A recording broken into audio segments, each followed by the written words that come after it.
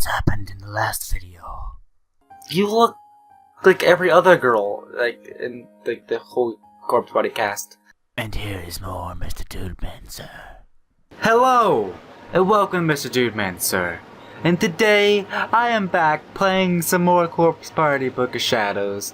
Let's learn about all kinds of stuff about Mrs. Yui's backstory, and I am really enjoying doing so. So, let me start reading. After school, once my final practice interview had concluded, I reunited with my friends and engaged in the usual regimen of gossip and small talk. Can you believe that? That's really scary. What the heck was wrong with her? When I described the events of that morning, everyone's eyebrows rose.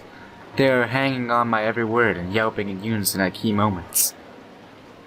Yui, maybe you should have stayed home today after all. Well, but I had to practice the interview. I couldn't miss that, you know. I just hope nothing bad happens. Oh, come on. What could happen? Oh, you know what? Oh, you know what? When you mentioned Heaven Host Elementary, I thought it sounded kind of familiar. And I just realized why. You know the 7 Wonders, right? 7 Wonders? You mean those urban legends about Kisaragi? Yeah, those. Does Heavenly Host Elementary have some connection to them? One of the stories called Yoshi After School. Ever heard of it? Definitely not. I've never heard of it either. What's it about? Well, it takes place at Heavenly Host Elementary, which once occupied the same plot of land where Kisaragi Academy now stands. Oh, okay. It's said that one day after school, a female teacher who had been patrolling the grounds slipped and fell down the stairs, and died. The accident took place on a rainy October day just like this one, and occurred just after 7 at night. And supposedly, Yoshi still appears on days like this. Ever unaware that she died at Heavenly Host these many years ago, she now walks the halls of Kisaragi Academy believing them to be her own. Oh, come on, no. Is it true? Well, it wouldn't be one of those 7 wonders if someone actually seen it happen, right? That's really creepy. Why don't you head home, Yui? You're the only one who doesn't live nearby, so we can't walk with you and give him the stuff the old woman said to you. Yeah, it's always best to heed the warnings of the elderly. Even though she's probably insane. You might be right. I am still feeling kind of on edge. Probably best I go home and check in with Mom. I'll see you guys later then. Bye. See ya. Take care. Give it everything you got, Tamer. I will. I quickly packed up my things and rushed out of the classroom. It was already about 5. It was getting dark out. If Kana's story was that was supposed to be believed it, I had 7 before anything might bad happen. I need to slow down my reading. As I continued wending on my way down the corridor, I just kept telling myself there's nothing to be afraid of. Even so, it felt like it took an extra long time to reach the shoe lockers. Man, I'm such a scaredy cat. Oh hey, Shishiro. Tsukasa. Heading home? Yep. What's wrong with the big grin? It's nothing. Hey, why don't we walk together, at least part of the way? Sure, I don't mind. Great. When I looked at Tsukasa's face, my fear vanished. If but for a moment. These are these times, and it's really nice to have a boys around, I thought. I felt that as long as he was by my side, nothing bad could happen. It didn't hurt that I had a crush on him, of course. The rain had let up since that morning, though it was still coming down. The two of us walked side by side, umbrellas held high. Tsukasa was talking and laughing excitedly the whole time, whereas I probably came off too as preoccupied. I'm sure it was awkward. A vague sense of fear flickered inside of me, and it was making an extraordinary self-conscious. I need this calming moments. Calming moments. Feel the rain in the background. Calm down and read correctly. I'm certain it must have been reflected in my behavior. Shishiro? You look kind of pale. Did something happen? Hey. Yeah, something scary happened. Something scary? I probably seemed really on edge. Tsukasa was staring at me with this look of abject concern on his face. I was a little relieved that he'd asked, though, and it felt good to tell him about what happened. I filled him in on all the details and explained how they related to Kana's ghost story. I did my absolute best to convey dread I was feeling. But Tsukasa was, well... The 7 Wonders of Kasaragi High, huh? Yeah. So you actually believe in that stuff? Sometimes I wish I could see the world through your eyes. What? You don't think it's scary? It's weird, sure. But I wouldn't call it scary. And I wouldn't worry about what an old lady said to you. I'm sure it's just a coincidence. But... wouldn't it be better not to dwell on it either way? I mean, yeah, your encounter with her sounds like it was kind of unsettling. But she was probably just a little off, you know? That's not the issue here. Huh? I wasn't asking you to solve my problem for free. For me. Look, I just wanted to vent, okay? I just wanted you to listen. What do you mean? That's what I've been doing. No, not like that. I don't get it. Are you angry about something? Guys always do this. It varies from person to person, of course. The guys invariably jump right into looking for solutions to your problem by giving you advice on what to do. As a result, girls often can't be totally honest with them, or don't want to be at any rate, and are forced to just bottle up their feelings. I only wanted Tsukasa to share in some of my fears. If you were scared with me, that would have been enough. What are you talking about? You're saying that girls bottle up everything because they're afraid that the guy will try to help them? What? That doesn't make any sense.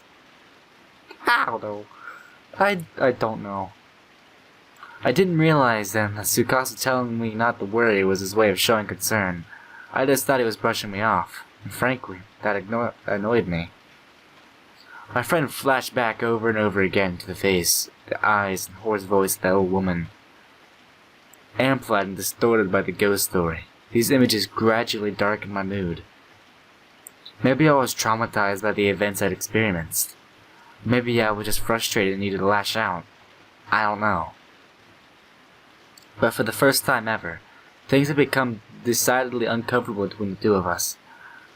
Okay, well, this is me. Right. Shishiro? He called out my name as I was briskly walking away. I didn't really know why I was so angry or confused, but I did notice that his voice was tingling with concern. If anything should happen, feel free to contact me. I considered turning back for a second, but changed my mind and pushed forward in a huff, leaving him behind. I'm home! Yui, welcome back. Greeting me at the door, my mother wore a somber expression. I could tell right away that something bad had happened. I stared at her with scrunched eyebrows for an awkwardly long time before she eventually reluctantly opened her mouth to speak. About the old woman from this morning. Yeah? The hospital contacted me. She passed away a short while ago. No. I'm so sorry. You need to stay focused on tomorrow's exam right now, though. Yeah. We should put this unpleasantness behind us. I'm getting dinner started now. So how about you go get some changed? Okay.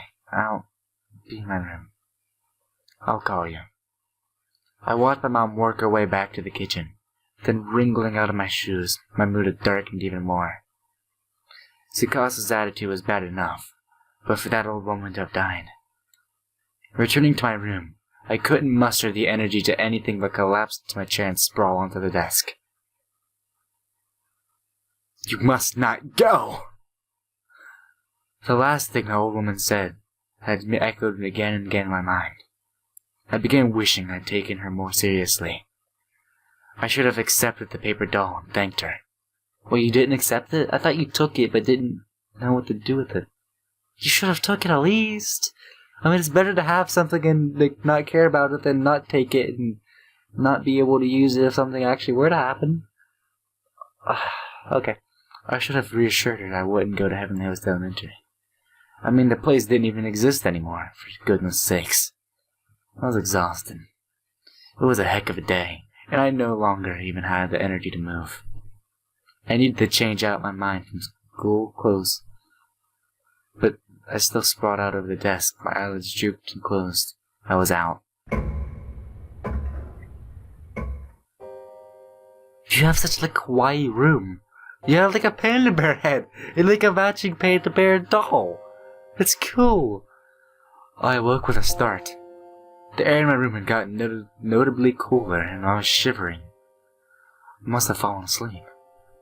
Opening my eyes, I glanced at the clock. The needles indicated it was 6:45. It's already this late? It was black outside my window, streaked with lines from the still pouring rain. Sure hope it's sunny tomorrow. Sunny, for my exam. The weight of what next day held for me came rushing to my mind. I'd practiced the interview process with my teachers quite thoroughly, but I still was really nervous. Okay, I need to make sure I'm ready for tomorrow. There was still a little time before dinner. My mind swimming, I decided to take this opportunity and clean out some notes and textbooks I wouldn't need tomorrow from my bag. Let's see. Student ID needs to stay, obviously. Handkerchief needs and tissues. Gotta make sure I don't forget my exam ticket. Oh, my pen case. Oh, he's going to see that one kid's Tsukasa's pen, isn't she? Oh crap, where's my pen case? Did I leave at school? My face suddenly went pale. Really, I shouldn't have been too concerned over writing implements. We had tons at home. The case held the pencil that Tsukasa had given me for guaranteed success in my exam. I have to get to it. Hey Mom, I forgot something at school, so I'm going to— oh no. What, but dinner's almost ready. That's okay, I'll come right home. Alright, it's still raining though, so be careful. I will. That pencil is one thing I absolutely needed to bring with me with the test. And so, without hesitation, I ran back down to the road to school.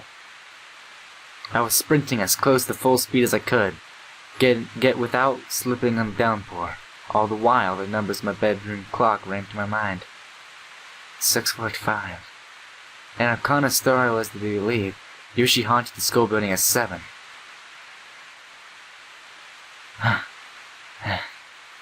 As soon as I arrived at the gate, I glanced up at the large clock adorning the schoolhouse. It was now 6:55. Yoshi after school. I went over the whole scenario in my head again, as best I could recall it.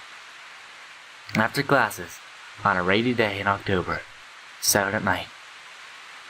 Did the old woman somehow know this would happen? Ugh, get a hold of yourself, Yui. It's just some old campfire tale. I was talking to myself, reprimanding myself in an effort to quell the fear that was welling up in my pit of stomach. There wasn't a soul to be seen on the ground by this time. The students were all gone home. I wondered if any teachers were even still around. Fortunately, the lights were all still on, and it was bright enough that I felt confident I would make the classroom without freaking out. Okay, I'll just run up, grab the case, then come right back down.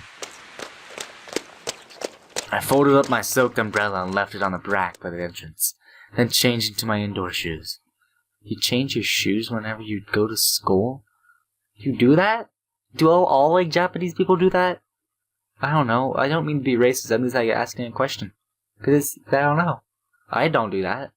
The only thing I particularly need new shoes for is for gym. And I don't even do that. As long as I don't scuff the floor, I just wear my shoes. So I don't need any specific shoes. Then entering the brightly lit hall, I took another look around. Guess I was right. Nobody's home. My deep sigh echoed through the deathly silent corridor. Ordinarily, the din of the students would drown out the noise like this, but every little sound was coming through the crystal clear at this rate now. At a late hour. I need to hurry, it's almost 7. I quickly beelined toward the classroom 3-4.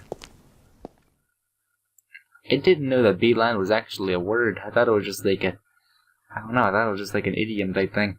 I don't know. About that old woman from this morning. She passed away a little while ago.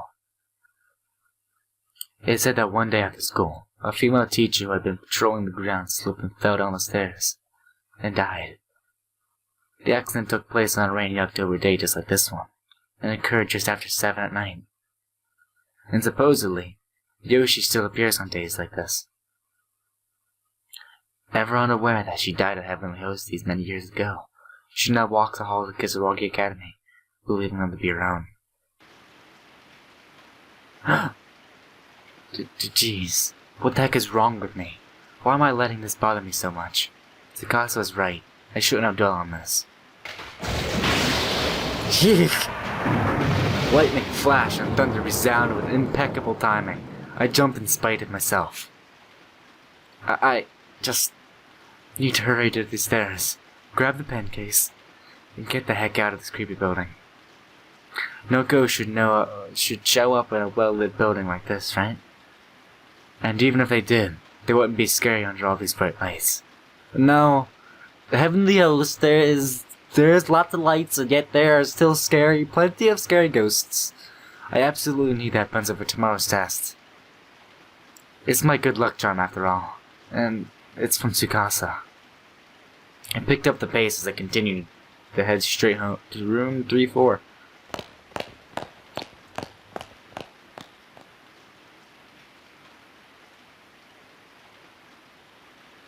Is anything gonna happen? There's a black light. Black light. It's darkness. The middle school is already pitch black. I guess there really is no one else around right now. And this hallway feels longer today than it ever has before. Was it always like this? Can't imagine it'd ever be off in time if it were. Beyond time. I continued my brisk walk down the impossibly long hallway toward my goal, jumping every now and again whenever another thunderclap sounded. Kisaragi Academy is comprised of both middle school and high school. In this evening, it really felt like it was flaunting its massive size. It didn't help that my classroom was in the high school wing, which happened to be past the middle school, making me seem much farther away. In a building that usually so full of life goes completely quiet, it becomes such a lonely place. I swear I can hear every drop of rain. I was focused on the scant few sounds around me as I paced down that long, lonely corridor. Then all of a sudden, I heard a faint noise, as of someone playing an organ. That was just my imagination, right? I mean, it had to be. There's no way anyone would still be here practicing, right? I took a deep breath, trying to calm my nerves. It was probably the sounds of the rain, wind, and thunder mixing together. It just sounded like an organ, that's all. I was convinced. I kept walking. But then, I heard the same noise again, this time much more clearly. It was unmistakable. No. No way. I was paralyzed with fear. My heart was pounding as if it was struggling to break free of someone's sinister grip. It's probably just got devoted a member of band, a teacher who's working late. I'm just being stupid. Thinking about it, I vaguely recalled someone mentioning an upcoming performance by the Wind Instrument Club. I guess an organ will qualify. Somebody must have stayed late to practice, that's all. I can't get that dang ghost story out of my head. I took another deep breath and tried again, to calm my overly jittery nerves. Anything can be scary if you think it is. I heard that if you let your imagination run too wild, fear can even make you see things that aren't there. And my imagination was most definitely running wild. I'm almost there. I might as well sprint the rest of the way. I decided to dash toward my classroom so I could get out of this hall. Finally reaching the familiar door, I swiftly opened it and flickered on the lights.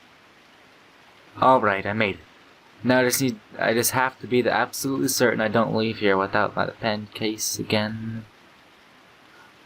Thanks to all of my unexpected pauses to freak out over the thunder and lightning, it took me far longer than it should have to get here. It was already well past 7. 7 o'clock, huh? It was the appointed time, and the ghost of the teacher was supposed to appear, at least according to the school legend. No undead educators here. I let out a bit of a sigh of relief and relaxed my shoulders a bit. The lights were on both inside the classroom and out the hallway. Sure, it was still dead silent, but the fear I had been feeling had completely melted away. Yeah, there was nothing to be afraid of. The 7 wonders weren't real. I grabbed the pen case I'd come back for and shoved it in my pocket. Okay, mission accomplished. With my long ordeal behind me, more or less, I looked around the classroom and let another sigh. I'd only ever known this classroom when it was bustling with activity, and thus found the eerie silence, the utter stillness to be oddly fascinating. Such a strange feeling, being alone in a classroom like this. I got the idea in my head to try doing something I normally wouldn't be able to, like standing at the teacher's podium writing on the blackboard. Chances like this don't come around too often, after all. Neither does a car that loud, apparently. To me, the area behind that podium, from which teachers conduct our lessons, was like a sacred place. I dreamed of standing there myself one day, and could hardly resist the pull when it presented with a rare opportunity like this. Well, no one's looking. To my classmates, this would have seemed like such a silly, stupid dilemma, but that didn't change the way I felt at the moment. Should I, or shouldn't I?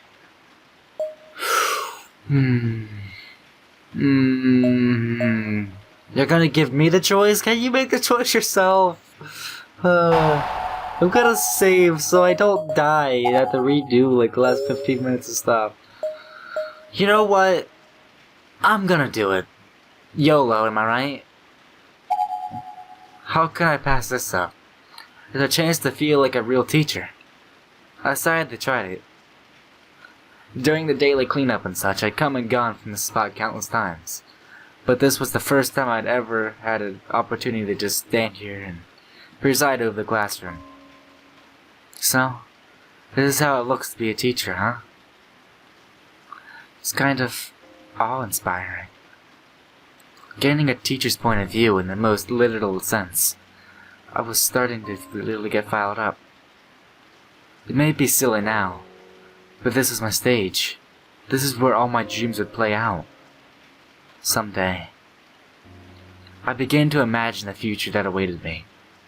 Painstakingly detailed some new piece of knowledge for students sitting attentively at their desks. Gliding chalk across the board, filling it with information to aid them in their studies. I sure hope I can make the cut one of these days. I was getting so excited that I even began to think my behavior was a little strange. Maybe I would just juxtaposition? That's a word? What does it mean? Juxtaposition of these joyous, freeing visions and the prickling dread I've been feeling up until just a minute or two before. But then, in the blink of an eye, one of these two conflicting emotions completely overpowered the other.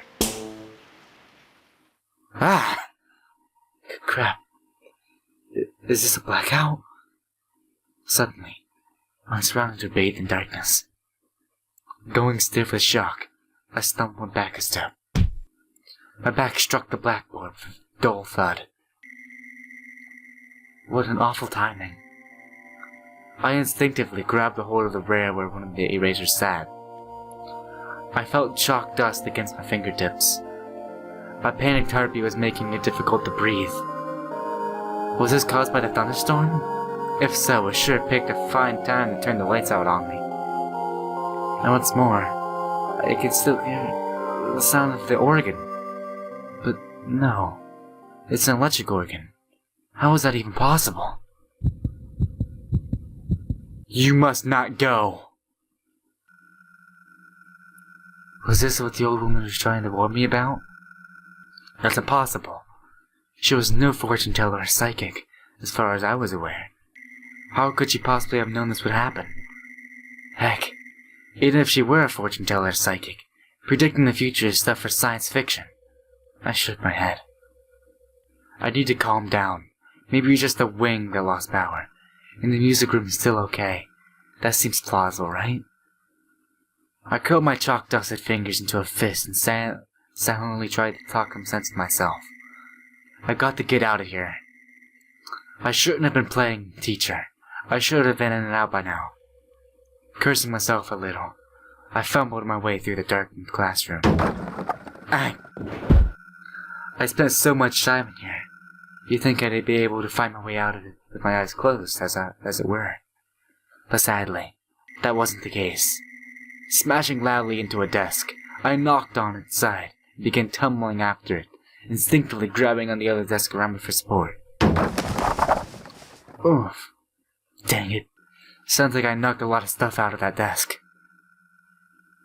Guess I'll need to put everything back. Screw that person. Screw him. Sleeve. You're being haunted. There's an organ trying to kill you. Still fumbling around blindly, I gathered up all the scattered notes, textbooks, and writing utensils. Ugh. I can't tell what's that. What's what? This is so embarrassing. What the heck am I doing anyway? Wasn't I supposed to be hurrying home? I'm such a klutz. I let out a sigh. I seem to be doing a lot of that lately. Okay. This is a textbook. And this is a notebook, right? I was trying to take inventory of all the things I knocked out of the desks, then realized why. I might as well just stand up and stuff it all back in. I couldn't possibly organize it properly in absolute darkness. Better just to apologize to Mara and whoever sits here. Not that was a particularly pleasant prospect. Explaining what I had done wouldn't be easy, and no matter how sugar-coated it wouldn't serve as a clear indication of my clumsiness. If I didn't say anything, it's not like I'd be found out. But that would have been the same as lying, as far as I'm concerned, and I couldn't do that. Okay, I think I've got everything. I placed my hand against the door and the floor and swept it around, feeling for anything I might have missed. And I found something, alright. Ew, gross. What is this? It's all slimy. Ugh! I clearly pressed my fingers across something, but I had no idea what. It was no notebook or writing implement. That's for sure. Why would anybody have something like this in their desk? Maybe I had been on the floor all along. What is this stuff? I rubbed my sticky fingertips a bit deeper into the wet spot, then brought my hand up close to my face so I could get a better look at what was there.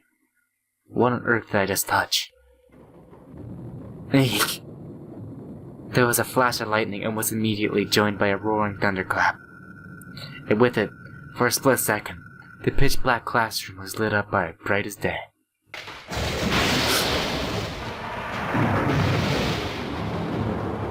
God, is that blood? I shot to my feet, utterly mortified.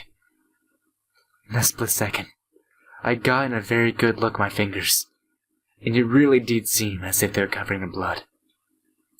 But it wasn't just my hand, no. If my peripheral vision were to be trusted, it looked like the entire classroom was stained in a deep, dark crimson. Crap, kinda smells like blood in here too. Without thinking, I backed away from where I'd been crouching. I tried rationalizing what I saw.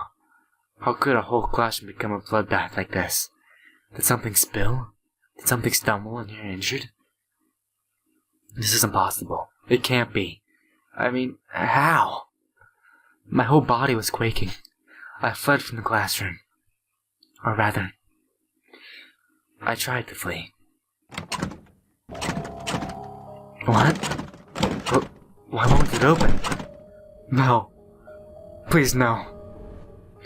I don't remember locking it. It isn't locked. So why can't I get it open? I pulled on the door handle again and again in a frenzy. I was pulling so hard, it felt like my fingernails were gonna tear loose.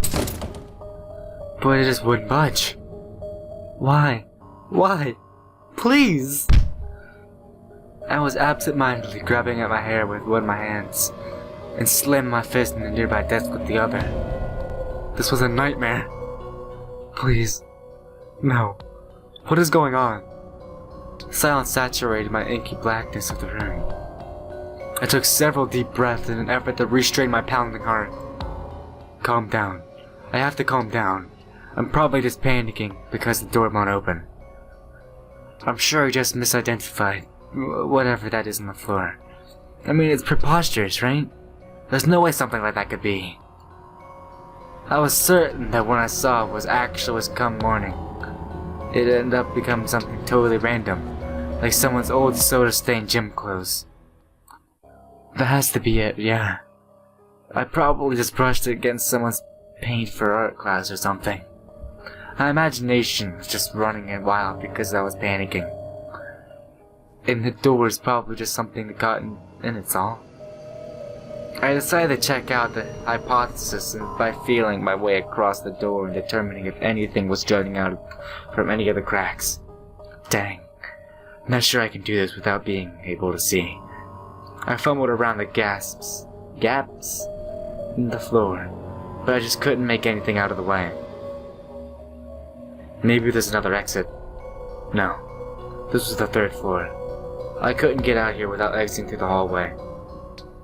Let me out. I want out. Still at a loss, I noticed a sudden flash of light through the hallway window. But the glass was only translucent, so I couldn't be sure of its source. Somebody out there? Then, there came a distinctive clomp of footsteps. Oh, of course. It must be the custodian. I recalled the existence of a custodian who always patrolled the school grounds. I'm sure he's probably taking a look around after the sudden power outage. Great, I'm saved. All at once, I felt addled legs, regained the strength. This nightmare would be over. Excuse me. I shouted to the custodian at the top of my lungs through the window. Excuse me, I'm trapped in here. I had to be sure he heard me. I shouted again. Finally, I could see the light out in the hallway again, and it seemed to be getting closer.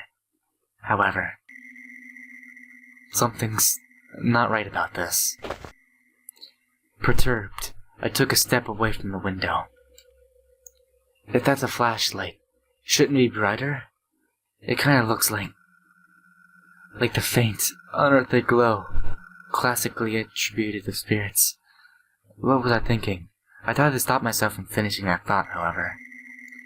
Dullness aside, it also looked like it was wriggling around in a very unnatural, very unflashlight-like way. And these footsteps. Clomp, clomp, clomp, clomp. 4 clomps. Then 3 or so second interval, and another 4 clomps. They were sounding like a fixed rhythm. That's no custodian. Nobody walks like that. The fear was back, full force. I had to find somewhere to hide. What if I'd accidentally summoned something inhuman? I mean, whatever that was. I begged it for help. I literally invited it in. I need to hide. But where? I'm going to save again. I accidentally hit the fast forward button. I'm not going to fast forward that though. I'm going to hit save. Gonna go down here. To this. Yep. And with my half asleep judgments and talking, as you can tell from my stuttering, I'm going to hide in Not behind the teacher's podium. I'm gonna supply locker.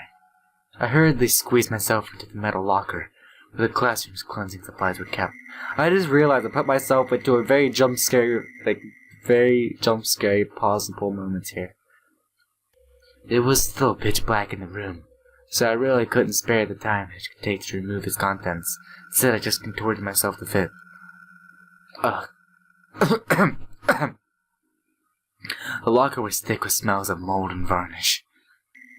If I can hold my breath for just a little while, I think I'll be safe in here. So I waited. I waited for the footsteps to pass by and fade in the distance, signaling that I was safe to emerge. Whoever had been in a hurry.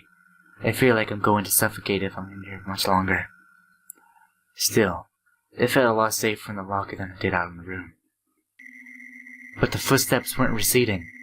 They were just getting louder, closer, faster. Rat-ta-ta. Rat-ta-ta. Rat-ta-ta. Rat-ta-ta. And then they came to a sudden halt. Huh? They're close. Just outside the locker. I peered through the ventilation holes and missed the utter darkness of the classroom. There wasn't a soul to be seen. I'm okay. As long as I stay in here, I'll be fine. I'm not sure why I believed that. Maybe because I needed to. Maybe because it was so dark, or because I felt so much calmer in such a tight space, that where nothing could possibly sneak up behind me. I didn't know why, and I didn't care. I just knew that, as far as I was concerned, I was safe in here. So I stood, motionless and cramped, and I waited. I didn't have to wait long. What was that? It sounded like a door locking. Suddenly, apprehensive, I gently nudged the supply closet door, just to make sure it would still open for me when I wanted to. Ah! No! It's locked! Found you. Ah! I let out a sudden yelp at this unknown voice and tried with all my might to push open the door, blocking my escape. No. No, please. Let me out. Let me out! Is somebody still here? I need to be punished for that. Huh? There was a brief moment of silence following the eerie voice unsettling proclamation. And then... crash, crunch. The metal walls around me, on all four sides, began warping inward, as if the supply locker had somehow been fed into a crash compactor. Ow! What's going on? There was no force I could imagine that should have been able to do this. But it was happening. This already confined space was steadily closing in on me. Oh. No. It hurts. Open the door. Let me out. Crash. Crunch. The collapse of the locker all around me continued, slowly and steadily. I could feel all the manner of things pushing and cutting into my body.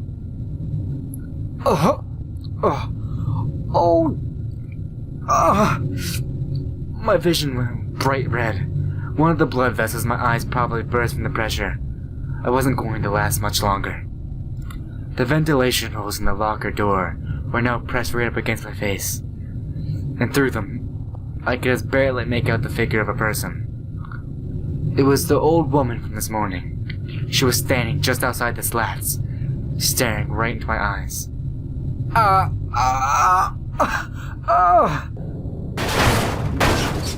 It was the last sight I would ever see, as the locker suddenly, finally, inevitably, smashed into my skull. Crash, crunch, crack, splat.